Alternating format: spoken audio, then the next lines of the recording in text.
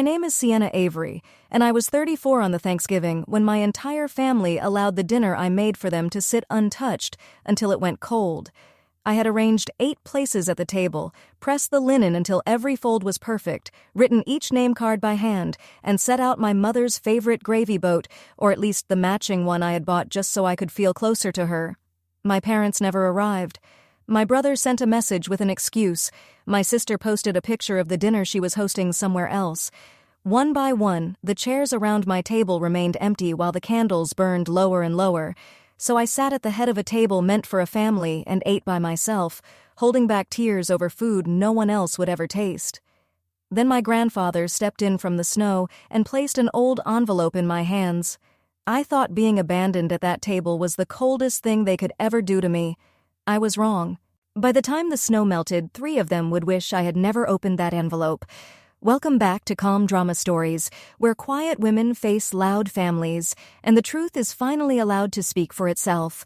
When a story makes you realize it is time to set a boundary you have delayed for years, you are exactly where you need to be.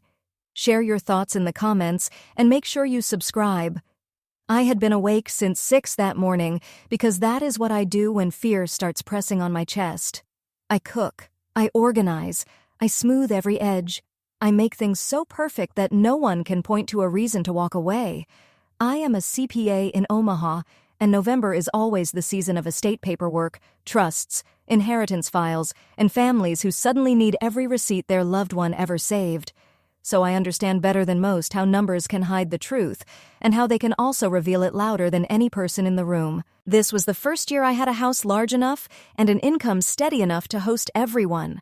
I wanted the day to be perfect. I told myself it was kindness. Looking back, it was much closer to begging. For 32 years, I had tried to earn my place at the Avery family table by being helpful, by being exceptional, by being the one who never needed anything and always arrived with dessert. A perfect Thanksgiving was only the adult version of a child sliding a report card across the kitchen counter, hoping someone would finally look up and be proud. I brined the turkey on Tuesday. I ironed the napkins on Wednesday. I wrote every name card in my best handwriting, even for the people I was not sure would actually come, because hope can be stubborn. It keeps rounding up, even when the numbers do not add up. By 10 that morning, the house smelled like sage, butter, and a future I almost believed could belong to me. At 10:15, my phone lit up on the counter, and the first message appeared on the screen like the first thin crack in ice beneath your feet. It started small, the way these things usually do. Bradley was first. Something came up. Cannot make it. Sorry. My brother, 33, had always treated the word no and the idea of commitment like things he was allergic to. Then came Dana, my sister, 36. Change of plans. We will do something another time. No apology, no explanation. Just a clean little cut. I told myself it was traffic. I told myself someone felt unwell. I told myself anything except the truth that was already standing in the room with me. Then my phone buzzed with a photo I was never supposed to see. I had been tagged by mistake in a group I had been quietly left inside. It was Dana's dining room. My parents were sitting at her table. Bradley was pouring wine. My niece was laughing. A golden turkey rested whole and perfect on a platter I recognized because I had given it to my mother 3 Christmases earlier. They were all there. They had not forgotten Thanksgiving. They had simply chosen a table that was not mine. I called my mother, Margaret, with my hand shaking so badly I almost dropped the phone. She answered on the 4th ring, and behind her voice I could hear the sound of people I loved enjoying themselves without me. "Sienna," she said, "it is a busy day." I asked her, as calmly as I could, why no one had come. There was a pause. Not a confused pause, not a guilty pause, the kind of pause a person takes when deciding how much truth you deserve. "We only set 1 good table this year," she said. Then she ended the call because there was still gravy to pass. I stood in my kitchen, surrounded by 8 place settings and 1 aching heart, and finally understood the math. They had not overlooked me. Being overlooked would have been kinder. They had read my invitation, looked at one another, and decided I was not worth the drive. The candles flickered low, the food cooled in its serving dishes, and I did the only thing left to do. I sat down at the head of my beautiful, empty table, and I ate. You have to understand something. I had been eating alone at that family's table my entire life, even when every chair around it was filled. I came to the Averys when I was 2. That was all I was ever told. Adopted, taken in, given a roof when I might not have had one. It was the kind of story a family repeats so often that it hardens into a wall. My birthdays were remembered late, when they were remembered at all. I wore Dana's old coats and was told to be thankful they kept me warm. When report cards came home, mine earned a nod. Dana's earned a celebration. I learned to read the difference between those reactions like a second language. The message underneath was always the same, and my mother said it plainly once, the year I turned 12, when I asked why I was not allowed to come to the cousin's lake house. She crouched down until we were eye to eye, the way adults do when they want their words to stay with you. "You were a kindness, Sienna," she said. "Not a daughter." She meant it softly. That was the part that stayed with me the longest. She truly believed she was being fair, maybe even gentle, by showing a little girl exactly where the borders of belonging had been drawn. I did not argue. I did not make a scene. I went to my room and studied, because somewhere inside my small, hopeful mind, I had decided that if I could become good enough, useful enough, impossible to ignore, then maybe they would have no choice but to keep me close. So I turned myself into the kind of person no family should have been able to take for granted. It is an exhausting way to live, but there was one person in that house who never made me prove I deserved a place beside him. And on the hardest Thanksgiving of my life, he was about to walk through my front door. My grandfather Walter called me sweetheart, and he never made that word feel conditional. He was the only steady point in a childhood where the walls kept shifting. Every autumn when I was little, he would lift me onto a stool in his kitchen, and together we would make spiced pear pie. His large hands would guide my small ones over the rolling pin. The kitchen would smell like cardamom, clove, and pears so soft they seemed ready to bruise from a glance. I still make that pie every single year. I had never once stopped to ask myself why I knew the recipe by heart when no one had ever written it down. It simply lived in my hands, the way an old song can stay inside you long after you forget who first taught you the melody. Grandpa was 80 that winter, or close enough to it. He had taken a bad fall in September, slipping on the back step during the first frost. After that, he became quieter, more distant, more careful with his words, like a man crossing a frozen pond who could not quite remember where the ice was thin. My mother had stepped in to handle his affairs, as she liked to call it. And honestly, I had been relieved. I was glad someone was looking after him. I did not ask questions. I was too busy being the family's dependable almost nothing, the daughter-shaped helper who appeared for tax season and family obligations, but somehow was never expected at Christmas. So when I think back to that Thanksgiving, I first remember the pie cooling untouched on my counter. A recipe I could not explain, sitting in a house no one bothered to visit. I did not know yet that the recipe had never truly been Grandpa's to give. I did not know whose hands it had really come from. That answer was folded into thirds, tucked inside his coat pocket, waiting out there in the snow. The doorbell rang at 6, long after the candles had burned low. I almost did not answer. I thought it might be Dana, arriving either to act superior or to offer an apology, and I had no room left in me for either one. But through the glass, I saw a bent figure dusted in white. I pulled the door open and found my grandfather standing on my step. No hat, snow melting in his thin hair, his breath uneven, as if the short walk from the car had taken more from him than it should have. "They told me you were not hosting dinner this year," he said. "Then I saw the cards on your mother's table. 8 names, and only 7 chairs filled at Dana's." He had counted. He had done the math a tired, foggy mind was not supposed to manage, and the answer had led him straight to me, alone. I brought him inside, into the warmth, and helped him into a chair. His hands were trembling, and not only from the cold. "Sienna," he said, "they keep bringing me papers to sign. I sign them. I do not always understand what they say anymore." Then he reached into his coat and pulled out an envelope, soft with age and yellow at the corners, the kind of thing someone has carried for far too long. He placed it in my palm and folded both of his hands over mine. "I should have given you this years ago," he said. "Caroline made me promise, and I was an old coward who kept that promise for everyone except the one person who deserved the truth." I had no idea who Caroline was. The name meant nothing to me. And somehow it meant everything. It felt like hearing a word from a language I had forgotten, yet my body still remembered. When you have ever sat beside an older person who signs papers they no longer understand, then you know the chill that moved through me in that moment. Stay with me, leave a comment and subscribe. It helps these stories find the people who need them most. My hands understood before my mind did. I opened that envelope the way someone removes a bandage, slowly, carefully, bracing for whatever waits underneath. 3 things slipped into my lap. A photograph, softened from years of being held, a folded letter, the paper faded to the color of weak tea, and a document with a state seal, official and creased into quarters. I unfolded the document first because numbers and forms are the language I trust. A form will often tell the truth that a face refuses to show.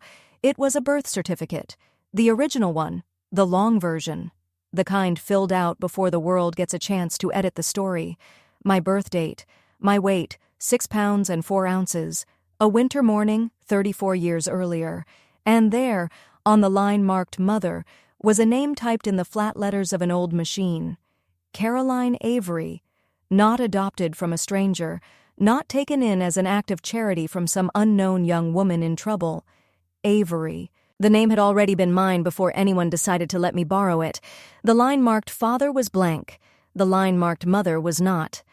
I looked up at my grandfather and he was watching me the way someone watches another person step across a frozen pond, hoping with everything in him that the ice will hold.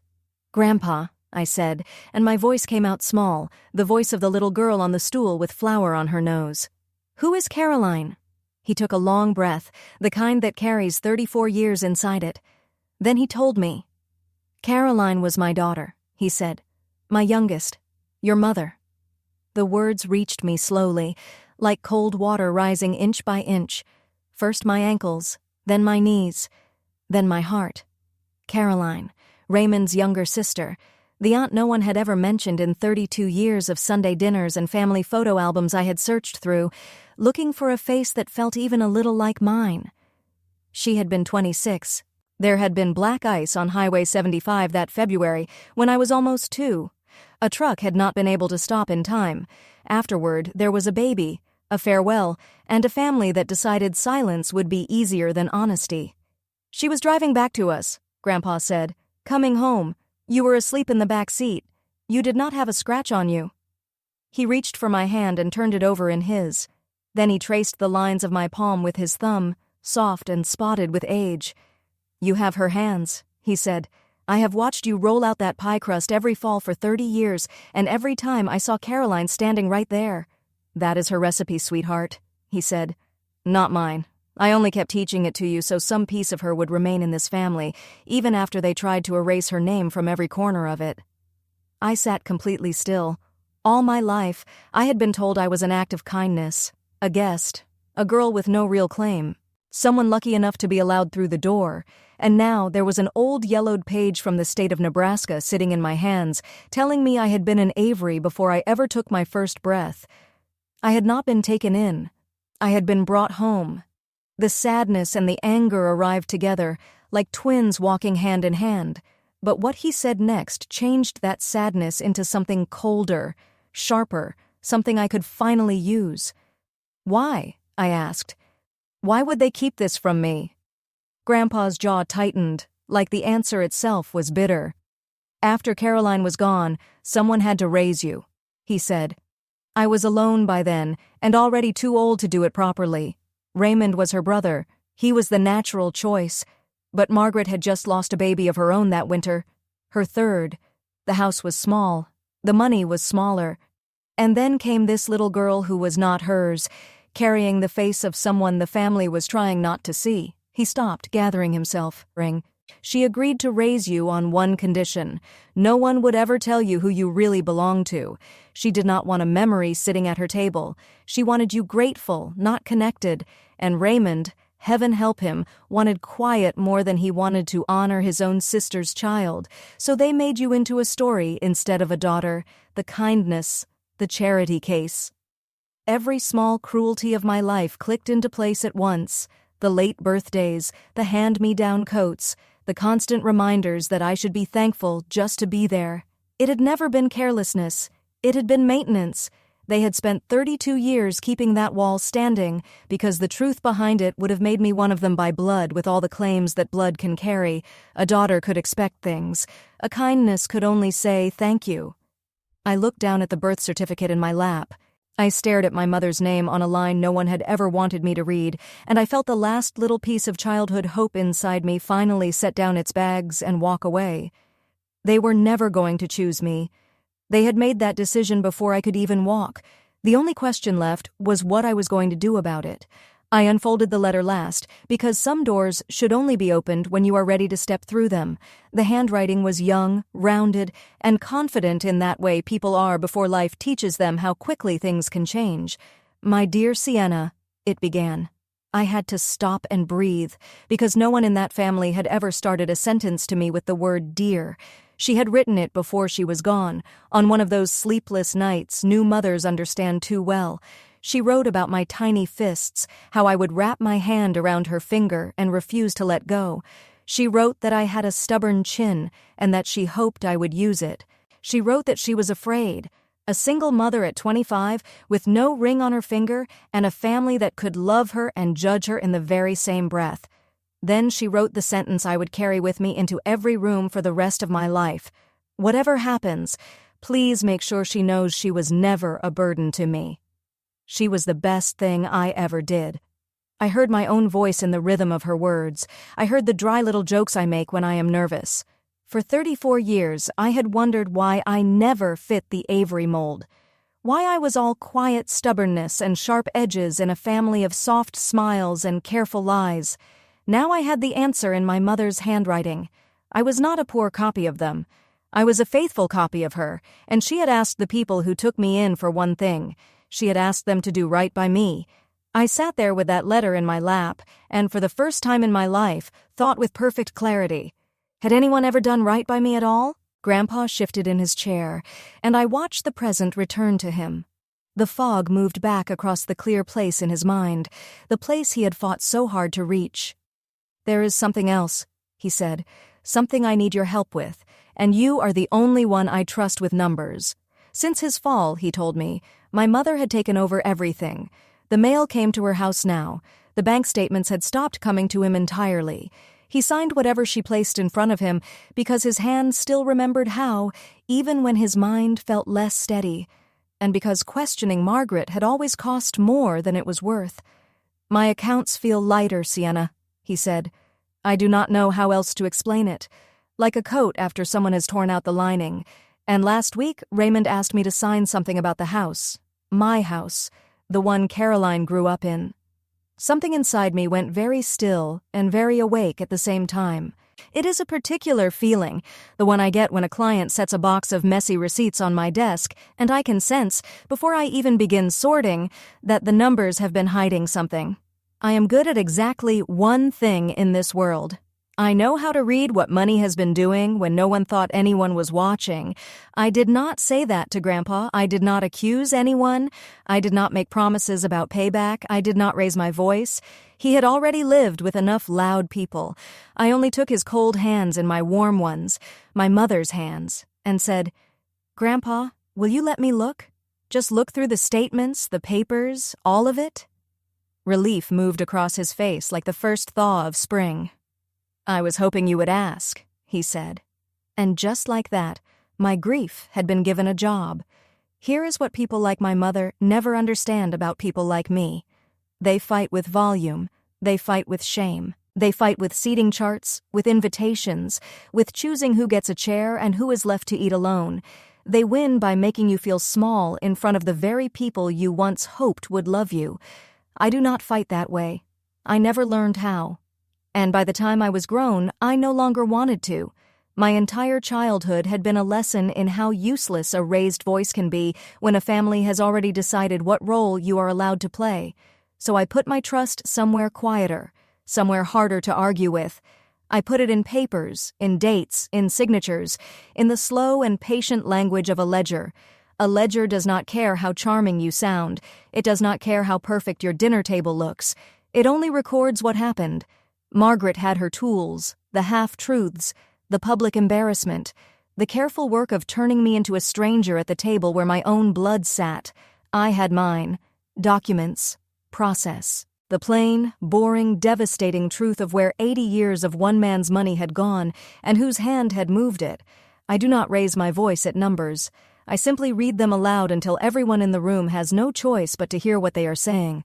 That night, after I tucked a quilt around my grandfather on my couch and watched him drift off mid-sentence, safe, warm, and fed, I sat down at my kitchen table, the same table no one else had come to.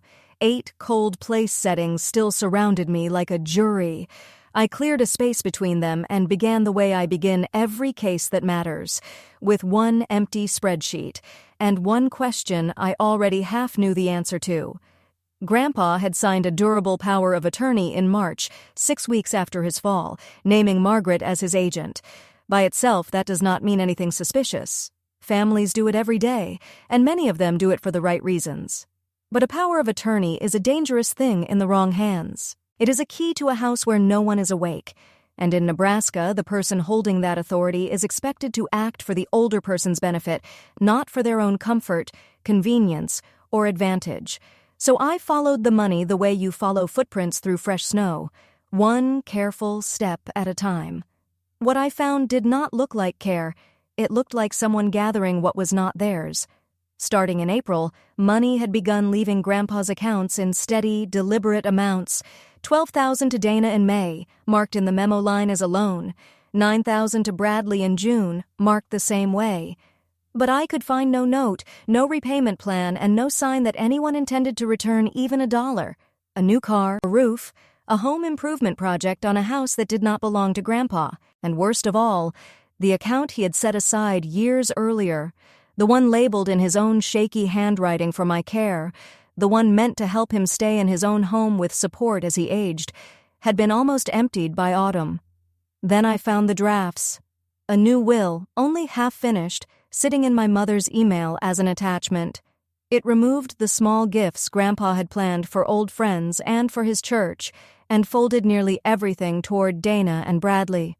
Then there was a purchase agreement, unsigned but dated. It was for the sale of his house, Caroline's house. They were not only spending his money, they were taking his life apart while he was still here to see the pieces being carried away. And they were moving quickly, like people who had heard a clock start ticking. They simply did not know yet that the clock was me. I read Caroline's letter again that night, all the way through this time, slowly, with the spreadsheet glowing beside it like the other half of the same accusation. She had written more than I had been able to take in at first. Near the end, in handwriting that had begun to tilt with tiredness, she wrote about money. "I have put aside a little for her," she wrote. "Not much. I clean houses, and I save what I can. Daddy is holding it for me until she is grown, so she will never have to feel like anyone's charity. So she can stand on her own 2 feet. Tell her it came from me. Tell her I was working." There it was, written by my mother's own hand. A fund. Small, honest, and scraped together from housekeeper's wages by a young mother who wanted her daughter to never feel the exact thing my family had spent my whole life teaching me to feel. And folded inside her letter on a separate scrap of paper was Grandpa's own note from years earlier, written in the firm script of a younger man. Caroline's money for Sienna, plus what I have added, kept in the family account to be given when she is ready. That was when I understood exactly which account they had nearly emptied. It was not only an older man's savings, it was my mother's final gift to me. The one thing she had left behind so I would never have to feel like a kindness. They had spent it on Dana's car and Bradley's roof. That letter became the thing I held in my mind through everything that came after. It weighed more than any number on any screen. Margaret had called me a kindness. The woman who actually gave me life had spent her short time making sure I would never have to be one. And the difference between those two women was the whole story. I folded the letter, smoothed it flat, and placed it where I keep documents I cannot afford to lose. Then I picked up the phone to find a lawyer. I want to be honest about what I did not do, because it matters. I did not hide a recorder under the Thanksgiving turkey. I did not lead my mother into saying something cruel on the phone just so I could replay it later. That is not strength. That is theater. and theater was what my family understood best, not me. Instead, I did the unglamorous thing. I made an appointment. Her name was Joan Peterson, an elder law attorney downtown. She wore reading glasses pushed up into her gray hair, and she listened in a way that made me feel, for once, like the sane person in the story. I laid everything out for her the way I would prepare a case file: the power of attorney, the transfers, the emptied care account, my mother's fund hidden inside it, the unfinished will, the pending sale of the house. Joan did not gasp.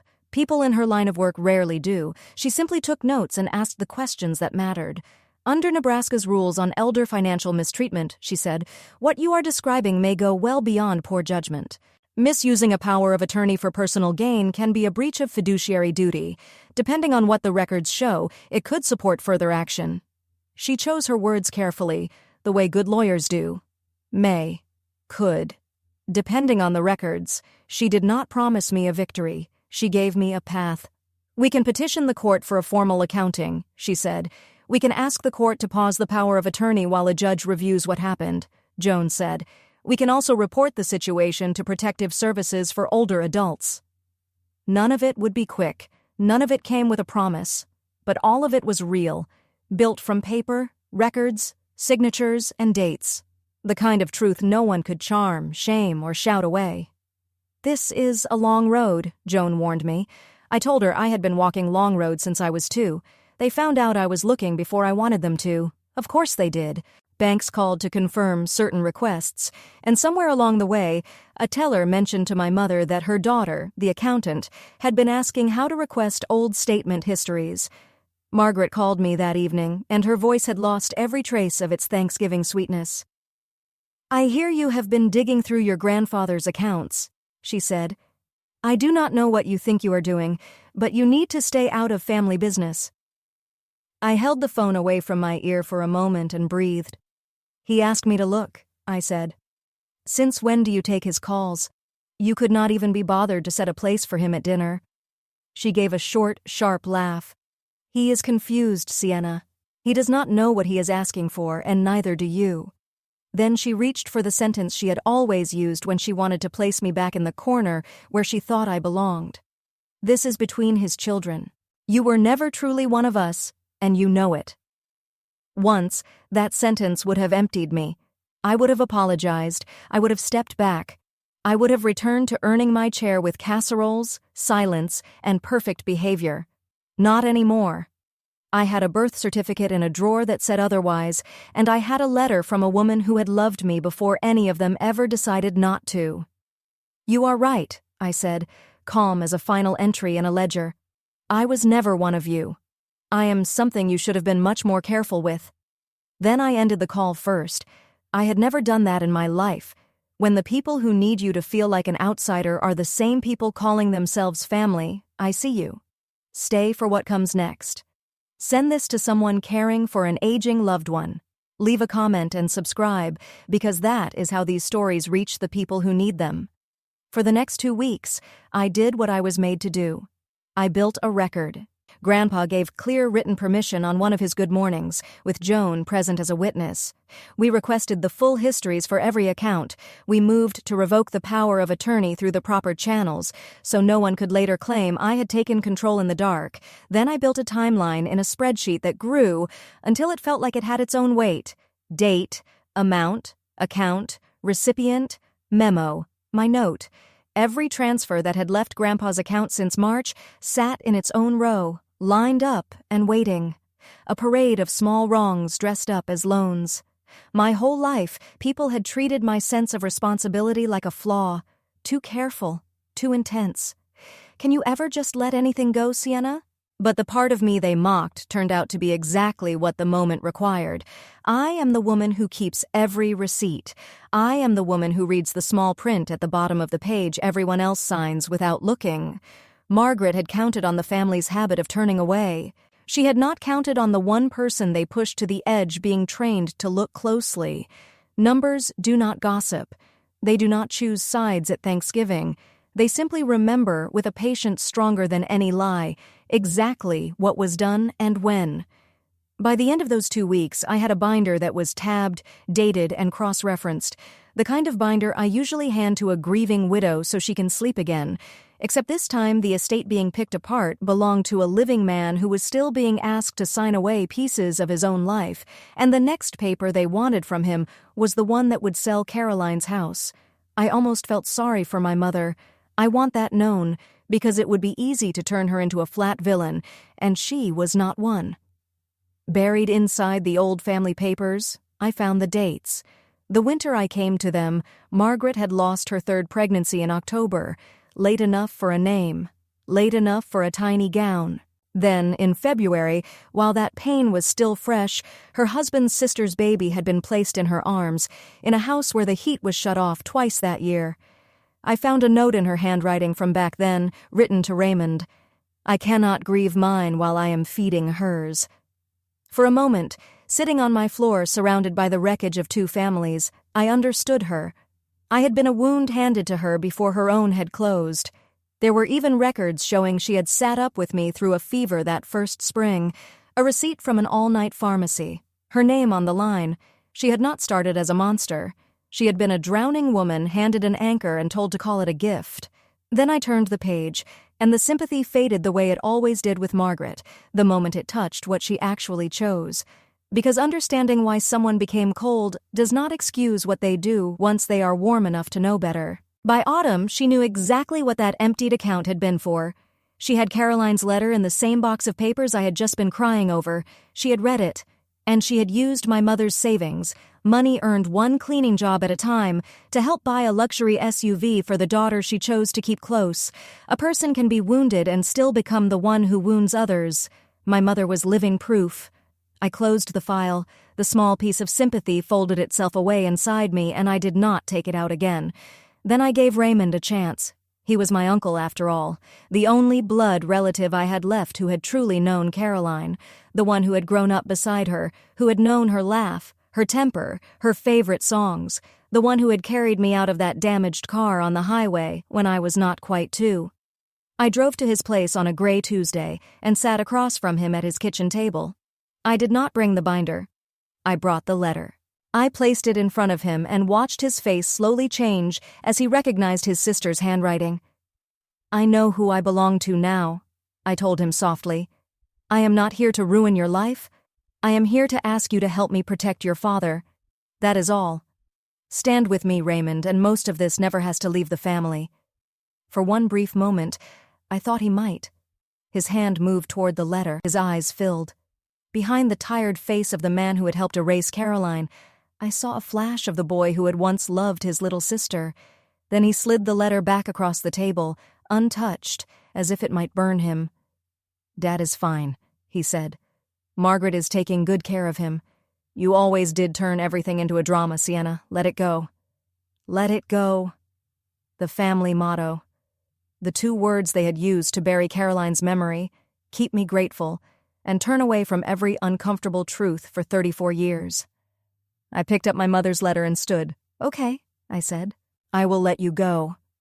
He did not understand the difference, but I meant every word.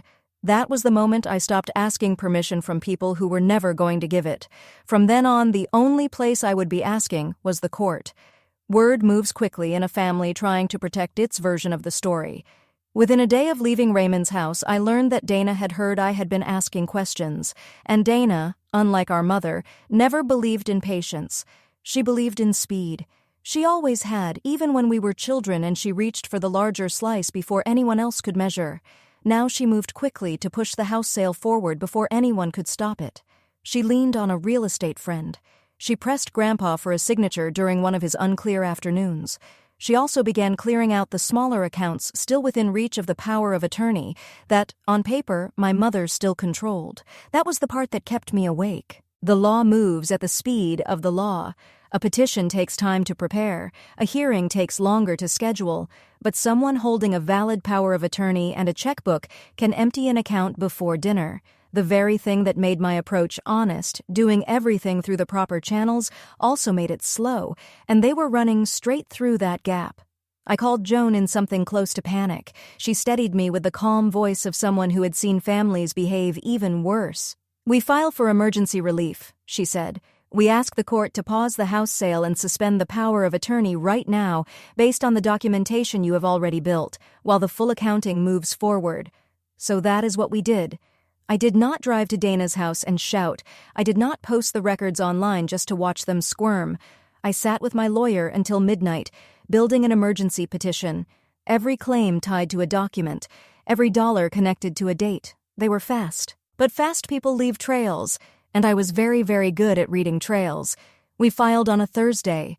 I remember because I wore my mother's hands all day. Steady on the pen, steady on the wheel, steady. When the clerk stamped the date and made it official, we did 3 things at once. The way you set 3 locks on a door you finally understand is not safe. We reported a suspected case of financial mistreatment involving an older adult to protective services, with the binder attached and every transfer arranged in rows. We petitioned the court for a full formal accounting of everything done under that power of attorney since March, and we requested emergency action to pause Margaret's authority and stop the sale of the house until a judge could review what I had found. None of it was loud. There were no cameras, no dramatic confrontation, no scene for anyone to clip and pass around. Just paper sliding across a counter into a system built for the moment. A family fails the person it is supposed to protect. Joan warned me again that nothing was guaranteed. The process would move slowly. The other side would have their chance to respond. I told her I understood. Then, 2 days later, the first wheel turned. The court issued a temporary order. The power of attorney was suspended while the matter was reviewed. The sale of the house was frozen. For the first time since Grandpa's fall, his money sat still, untouchable by the people who had been draining it. A judge in Douglas County had read what I had written and decided it deserved a closer look. I sat in my car outside the courthouse, and I did not feel victorious. I felt something quieter, something older. I felt like a daughter who had finally, 32 years late, gotten to protect her family in the way her family had never protected her. There was only one thing left. They did not know yet. And Grandpa's 80th birthday was 9 days away. My mother had never wasted a stage in her life, and she planned my grandfather's 80th birthday like a coronation. A large party at his house. The good house. Caroline's house. Relatives would be there. Neighbors, too. A few old friends from the church he had been quietly separated from. It was a performance, and I knew exactly what it was meant to do. After the order came down, after the lawyers and the agency began asking questions, Margaret needed to be seen as the devoted caregiver, the loving daughter-in-law, the woman throwing a beautiful party for the older man she claimed to adore. Appearances. The same instinct that had built a Thanksgiving without me was now building a birthday around a public image. I was not invited, naturally. The reflection of that empty November table was almost funny. In the dry and bruised way things sometimes become funny when you have run out of tears. They would gather again. I would be left off the list again, and they assumed again that I would do what I had always done. Stay home, eat alone, accept whatever scraps of attention they decided to throw my way. But I was not that girl anymore. The pie had cooled, and so had I. I was going to that party.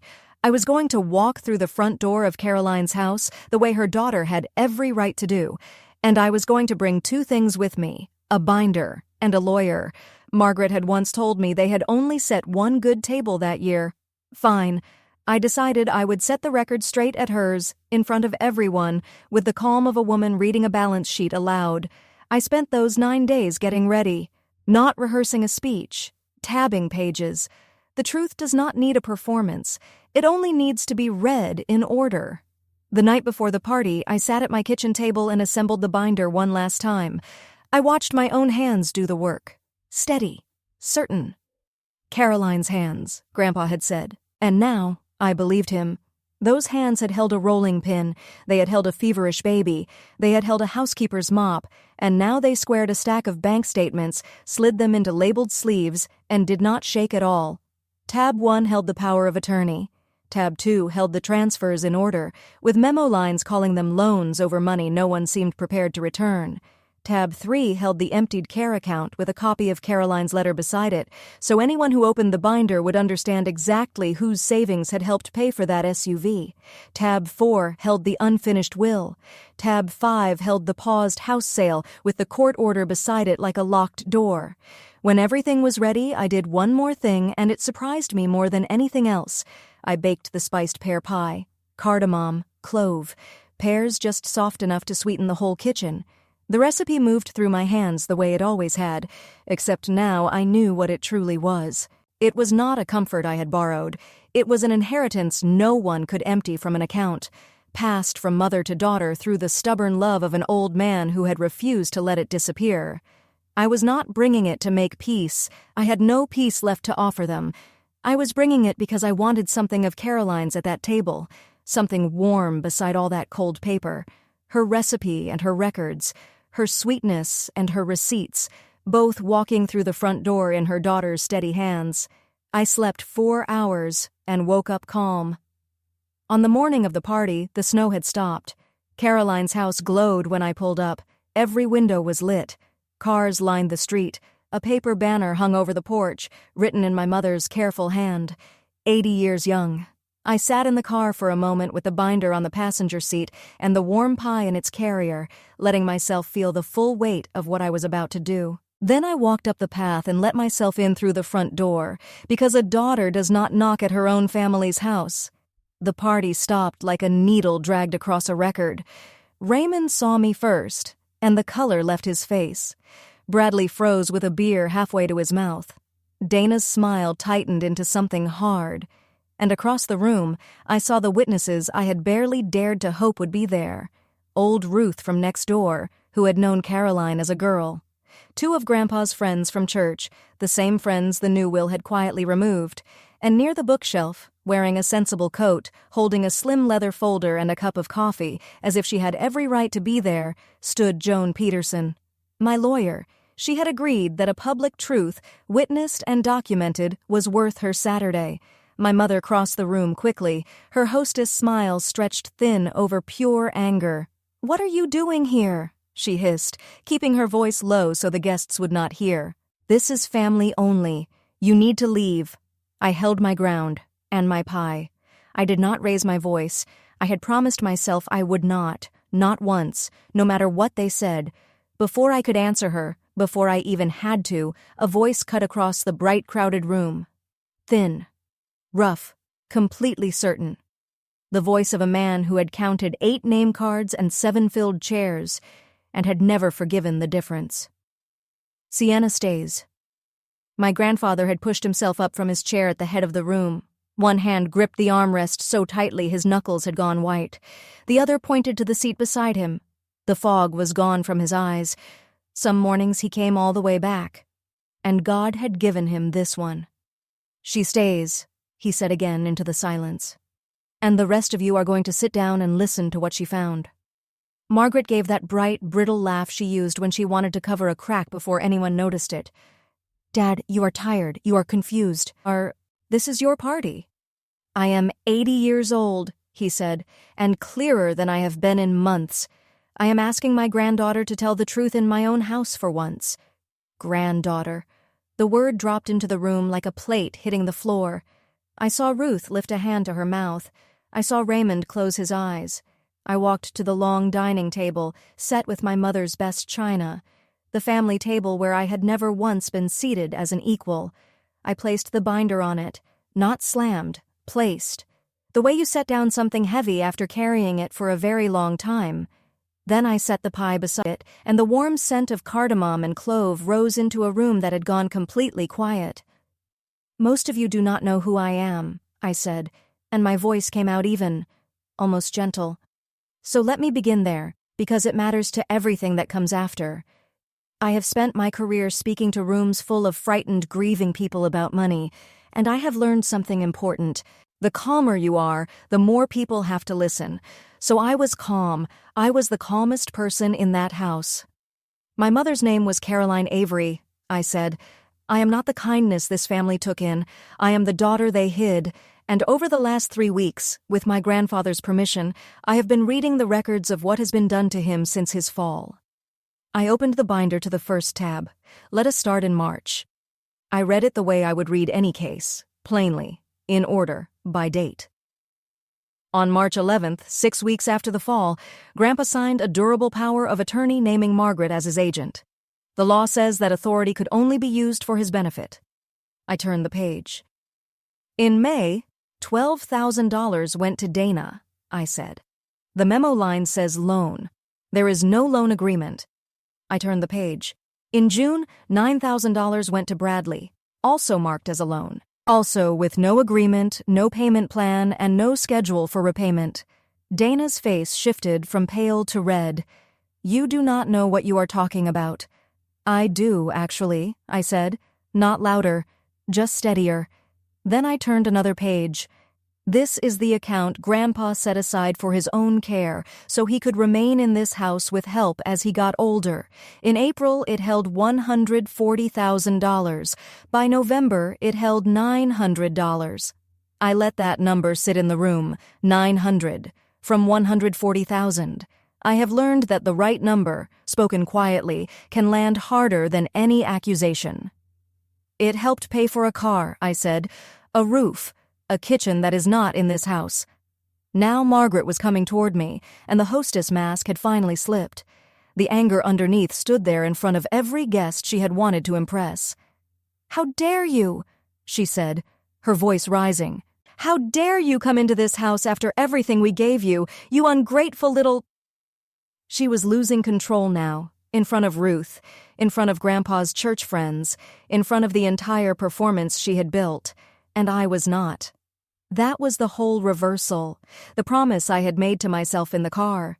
She grew louder, I stayed level, and with every sharp word from her, the room turned a little more toward me and a little more away from her, because a woman unraveling in public and a woman calmly reading bank records do not look the same. They tell very different stories. "There is more," I said when she finally ran out of breath. "But first, you keep using one word for me. I would like to return it to you."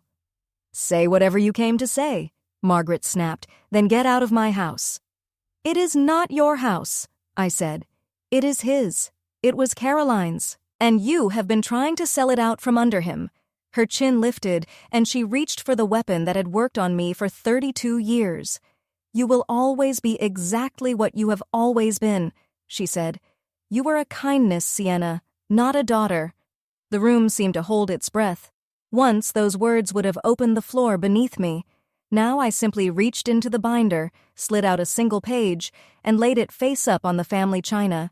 The original birth certificate, the state seal, the flat-typed letters. I was Caroline's daughter, I said.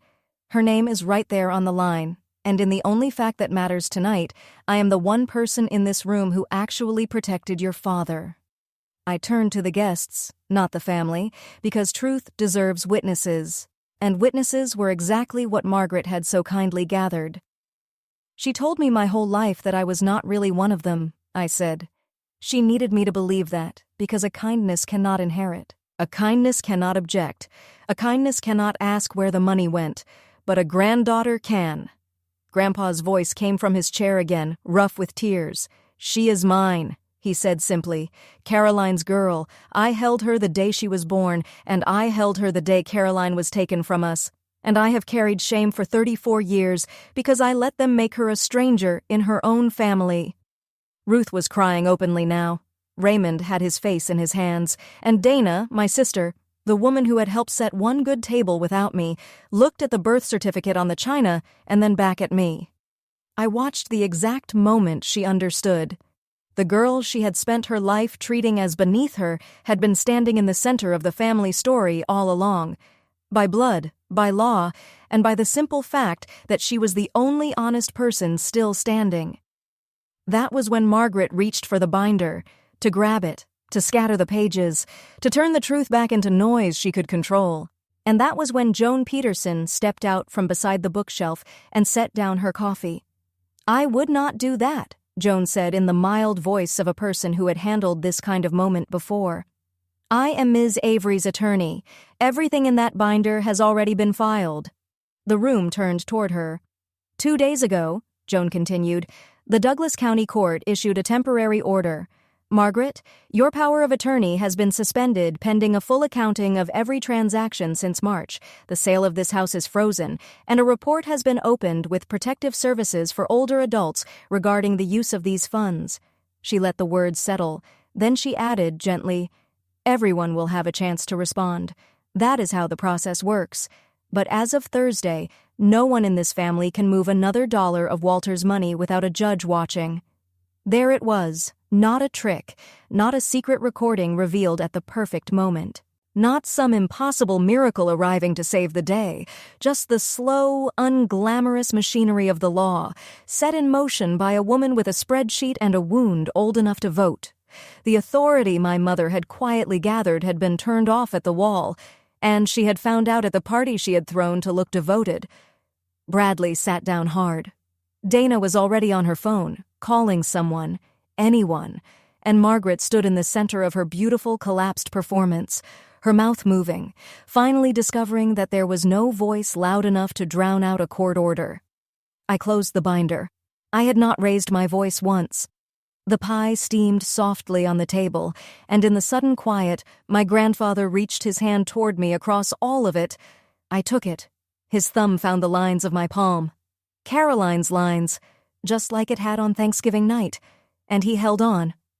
I do not want it handled by family anymore, he said loudly enough for the room to hear. Any of it. I want a neutral professional managing my books, someone with no side to protect, someone watching every dollar so I can live out my days in my own house knowing the truth is on the record. Then he looked at me. Including you, sweetheart, he said, especially you. I will not give them the chance to say you did this for the money. I do not want the money, Grandpa, I said. And I meant it all the way down. Then I turned and said it to the entire room, so no one could ever rewrite that moment later. I am not here for an inheritance. I do not want the house, the accounts, or a single dollar of what remains. You can write me out of every will in Nebraska. I came because someone had to stand between this man and the people taking from him, and somehow the only one willing to do it was the kindness you all threw away. The following week, I asked the court to appoint a neutral fiduciary, a professional with no stake, no history, and no family name tied to the matter, someone who could oversee Grandpa's care and finances without emotion clouding the work. I asked for nothing for myself. The record shows that clearly. For 34 years, they had told me I had no claim on this family, so I made the only claim I ever truly wanted, not to their money, not to their name, only to the right to protect the one person who had loved me without keeping a score, and to do it in the light, where they could all see it and none of them could stop it. Margaret wanted a story instead of a daughter. She got one. It just was not the story she had written. Here is how it really ended. Because real life settles its accounts much more slowly than the movies. The court appointed the fiduciary, a quiet woman named Patricia, who now manages my grandfather's accounts with all the warmth of a parking meter, which honestly was exactly what the situation needed. The formal accounting confirmed most of what my binder had already shown. Some of the money was returned, the so-called loans were called in, the SUV was sold. Protective Services for Older Adults made its findings. There were no flashing lights, no dramatic walk of shame, no grand public collapse, just the slow, steady process of repayment plans, court filings, and a permanent note somewhere in a file saying the Averys had taken from one of their own. Margaret never apologized. She is not built for that. Raymond sent a single message months later. I am sorry about Caroline. That was the closest that family ever came to the truth. And it still was not close enough. Dana and Bradley have not heard from me since. I stopped waiting for the call where they finally understood. I did not slam the door on any of them. I simply stopped holding it open. I stopped setting extra places. I stopped rounding hope up. Grandpa stayed in Caroline's house, with real help now. Help that is properly paid for, with Patricia watching the books and me watching everything else. He is slower these days, a little more distant. But on his good mornings, he still asks me to make the pie. And I still guide his hands in my kitchen, mine over his. The way his hands once guided mine. The way it began. The way it should have been allowed to remain. The coldest lesson they ever taught me was that I had to earn a family. The best thing I ever did was stop believing them. This Thanksgiving, I set the table again. 8 places. Pressed linen, handwritten name cards, my mother's good gravy boat. The difference was who came. Grandpa sat at the head where he belonged. Ruth from next door came too, telling me stories about Caroline as a girl, until I could almost imagine I had known her. Joan came, and I learned she was usually alone on holidays, and surprisingly skilled with a corkscrew. A friend from work joined us, someone I had kept at a careful distance for years because letting people close had always felt like a debt I would one day have to repay. A neighbor came with her children. People I chose, people who chose me back. No blood required, no obligation, no invisible bill waiting at the end of the night. The spiced pear pie sat in the center of the table, exactly where it had always belonged, and when I cut into it, I told everyone whose recipe it really was. My mother once told me they had only set one good table that year. She said it like a sentence, like a door closing. But in the end, she was right about one thing. You really do only need one good table. I just had to stop begging for a chair at hers and build my own. The candles burned low that night too, just like they had the year before. But this time, the light did not feel like loss. It touched every face around the table. 8 chairs. 8 people. Not one of them forced to be there. All of them choosing it anyway. Family was never simply the people who shared my blood or signed the papers that tied me to them. Family turned out to be the one old man who came to my cold table when no one else would, and the handful of people I finally learned to set a place for on purpose. Because belonging you have to earn was never belonging at all. That is my story. An empty table, an old envelope, and a grandfather who finally told the truth while there was still time to change what came next.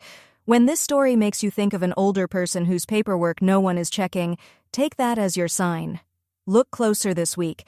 Ask who holds the accounts. Ask who reads the statements. Ask whether the person being cared for still understands what they are being asked to sign. And when you know someone caring for an aging parent or grandparent, share this with them. Thank you for being here. Leave a comment, subscribe, and I will see you in the next story.